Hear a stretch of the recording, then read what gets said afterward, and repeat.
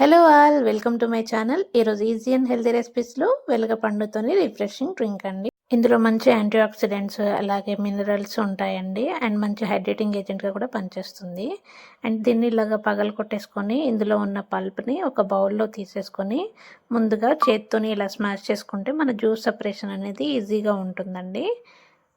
ఇప్పుడు ఒక గ్లాస్ తీసుకొని దాని మీద ఒక స్ట్రైనర్ పెట్టేసుకొని జ్యూస్ అంతా కూడా సపరేట్ చేసుకోవాలండి. ఇందులో కొద్దిగా వాటర్ యాడ్ చేసుకుంటూ సెపరేట్ చేసుకుంటే ఈజీ అవుతుందన్నమాట. ఇలా ఒక 20 ml వచ్చిన తర్వాత ఇందులో కొద్దిగా వాటర్ వేసి డైల్యూట్ చేసుకోవాలండి. ఎందుకంటే చాలా పుల్లగా ఉంటుంది. అండ్ ఇందులోనే 1/2 table spoon of salt and 1 table spoon of honey వేసేసుకొని ఇలా అంతా బాగా కలిసేలాగా కలుపుకోవాలండి.